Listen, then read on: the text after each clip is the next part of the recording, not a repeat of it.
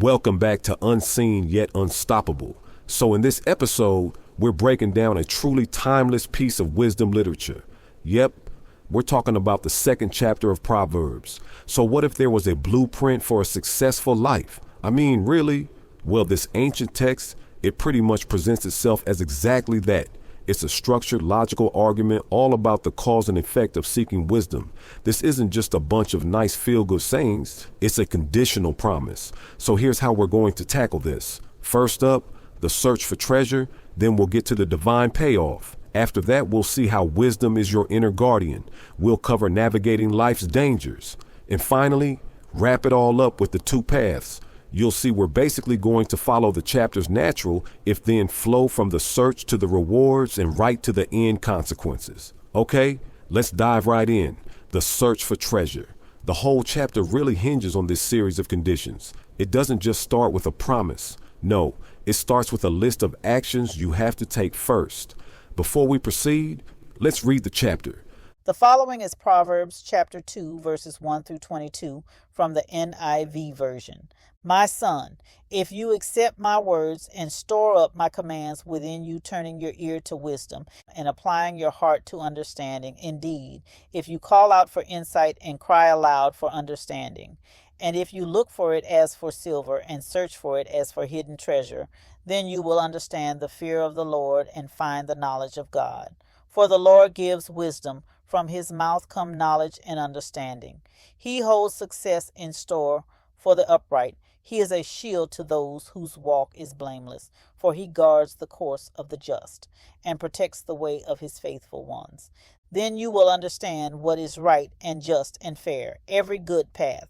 For wisdom will enter your heart, and knowledge will be pleasant to your soul.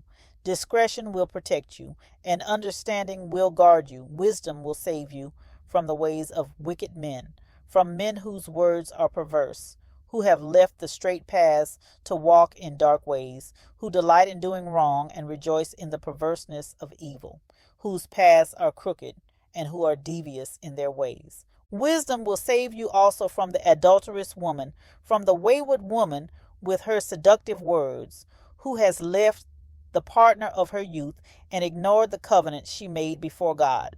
Surely her house leads down to death and her paths to the spirits of the dead. None who go to her return or attain the paths of life. Thus you will walk in the ways of the good and keep to the paths of the righteous. For the upright will live in the land, and the blameless will remain in it. But the wicked will be cut off from the land, and the unfaithful will be torn from it. End of chapter. This is the biggest part of the whole equation. And this line really sets the stage if you look for it as for silver and search for it as for hidden treasure. I mean, the central metaphor here is just so powerful, right? Wisdom isn't something you're just going to stumble upon. It has to be pursued with the same focus, the same energy, the same relentless intensity as a treasure hunter digging for gold. It's valuable, and it's AOH, and it gets even more specific than that.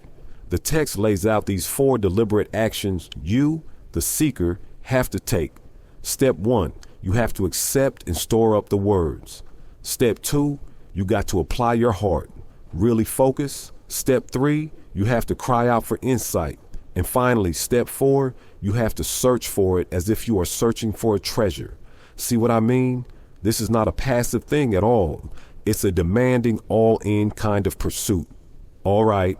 So what happens if you actually do all that? If you fulfill those pretty demanding conditions, well, now we get to the payoff. This is the then part of the argument. And check out what you gain. The rewards, they aren't what you might expect. It's not about money or fame. The real prize is this profound understanding of how the world actually works. You'll understand the fear of the Lord. And in this context, that's not about being scared. It's about a deep awe and respect for the way things are. It's about grasping morality, justice, what's right and fair, and that understanding that itself becomes this powerful form of protection. And speaking of protection, the word choice here is just fascinating. Some translations say buckler, others say shield. A buckler is a small shield, used in close combat. So either way, we're talking about military terms for active defense. This is so important because it tells us that wisdom isn't just some passive knowledge you have in your head. It's your personal defense system against all the dangers life throws at you. So, okay, how does this protection actually work? Well, the text explains that wisdom and knowledge don't just stay up in your head. They get into your heart. They become this internal force that guards you from the inside out. And this comparison illustrates the point perfectly. Look at these two translations of the same verse. You've got the classic poetic language of the King James Version, discretion shall preserve thee. Then you have the more direct clarity of the NIV, discretion will protect you. See different words, but the message is exactly the same. These qualities, discretion and understanding, they literally become your personal bodyguard. So this internal guidance, these personal bodyguards we just talked about, they're shown to save you from two very specific, very real external threats that the chapter goes into detail about. Okay? Threat number one, the way of the evil man. We're talking about the morally corrupt person. This is someone who has intentionally just abandoned integrity. They've left the straight and narrow for paths of darkness, and they don't just do wrong. The text says they delight in it, following these crooked, devious ways. Wisdom is what helps you spot this and, stay far away. Then there's threat number two. It's personified as this figure representing a really fatal temptation. This archetype, they use flattering, seductive words. They've abandoned all their commitments, and they lead you down a path that's described pretty much as a one-way street to death. The language here is so stark. None who go to her return again. It's a really powerful metaphor for any trap in life that seems like there's no escape from. And all of this brings us to the crucial point. The chapter wraps up by kind of zooming out and framing this entire journey as a choice between two starkly different destinies. We're not just talking about avoiding some minor trouble here. The stakes are, they're ultimate. And here it is, the final super clear contrast. For the upright, you get to live in the land. For the wicked, they'll be cut off. So on one side, you've got permanence, stability, a sense of belonging. And on the other, a pretty violent removal, being cut off or torn from the land. That imagery is so powerful and so absolute. So the upright will live in the land. What does that really mean? Well, for those who follow the path of wisdom, the outcome is endurance. It's about having deep roots, having a place you belong, and really the ability to remain and to thrive. But then there's the other side. The wicked will be cut off. And this is the direct opposition.